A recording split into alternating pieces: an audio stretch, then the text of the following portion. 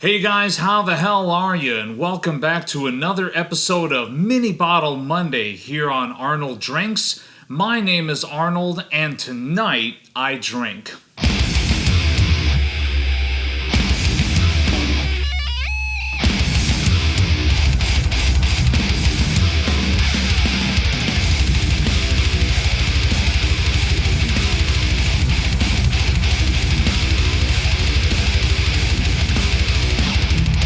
So tonight, you guys get a first-hand look at me trying a Whistlepig product for the very first time. Yes, those purveyors of fine rye whiskey have finally gotten to me. Nah, just kidding. They didn't contact me at all. I just happened upon one of these little things in a liquor store recently. So $6 for a 6-year aged rye whiskey that is 48.28% alcohol by volume. And when I say $6, I mean for the 50 milliliter.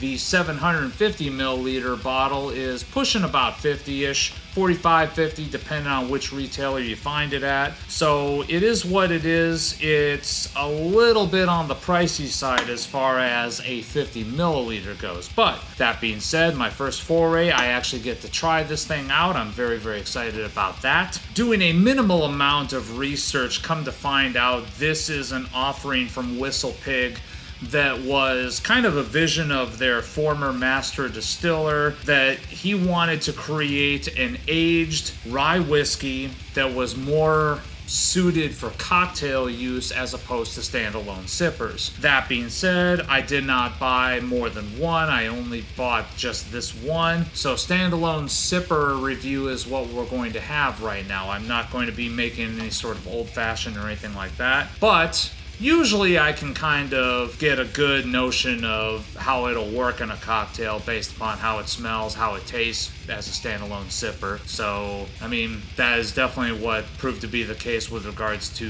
like, Willet 4-year rye. Awesome sipper, but man, does it make a good old-fashioned. Same thing with Hard Truth Sweet Mash Rye. And now this is Whistlepig Piggyback 6-year. Let's give it a little sniff here.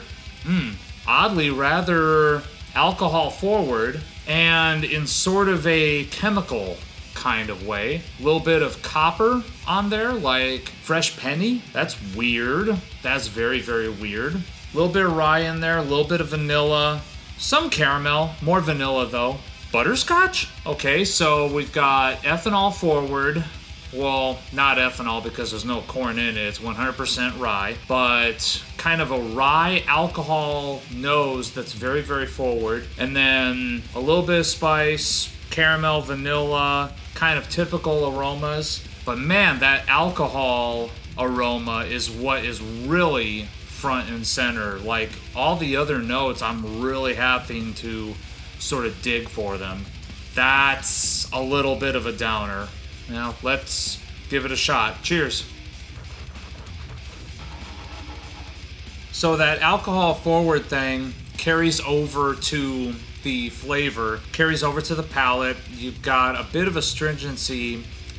That finish. That finish is a little lingering, a little bit bitter and astringent. So not my favorite note from any sort of whiskey, let alone a rye. That's a little off-putting. Let's give this another shot here. All right, getting something a little bit more nuanced out of that. Getting a bit of leather, oiled leather. It is somewhat oily. A bit of pepper, rye spice, kind of bready. All right, rye bread. We'll go with rye bread. Man, all those sweet notes that I got on the aroma, I'm not really getting on the palate at all. Let's just try one of my other ryes that I have that I also feel is really suited for cocktails, and let's kind of put this side by side. So this is Sweet Mash Rye from Hard Truth Distilling. Just going to pour a little bit out here just because I want to see how this compares to the Whistlepig, which is slated to be something that you use for a cocktail. This one, I don't really feel like it's advertised as being a cocktail rye. I just think it makes a killer old-fashioned and Manhattan. So let's give this a fair comparison here. Oh man, so right away, immediate difference. Compared to this is a caramel bomb. And this is an alcohol bomb, even though it's substantially lower proofage than this. This one, the Hard Truth, is 116 proof, whereas remember, the Whistlepig Piggyback is 96.56 proof. So this isn't even up over 100. This one's 100 and a lot of change. And this one is way less alcohol forward. Oh my god, and now tons of butterscotch, like Werther's Original. Whereas this...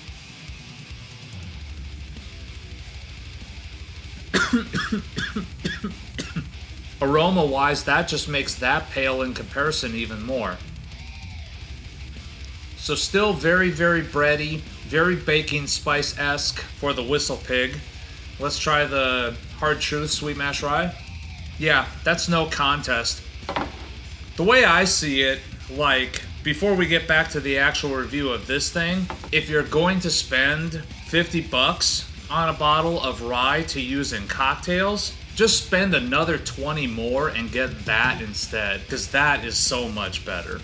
So yeah, honestly, my first taste of any Whistlepig product, I'm not gonna lie, not the biggest fan. This was kind of a dud for me. I feel like this is kind of really missing a lot of redeemable qualities. I think it's pretty much nothing but alcohol forward. You've got a lot of oiled leather in there.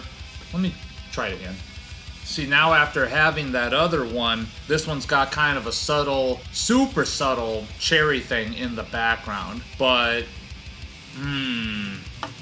it's just, there's not really a lot that's going on there. It's kind of drinking for the sake of drinking right there. It's not got a lot of great flavor notes literally at all. You know, all the sweet notes that I was picking out of the aroma are just not there on the palate. And all that you're kind of left with is this oaky, leathery, spicy kind of thing that is not really all that pleasing to drink. Could it be better in a cocktail? Maybe.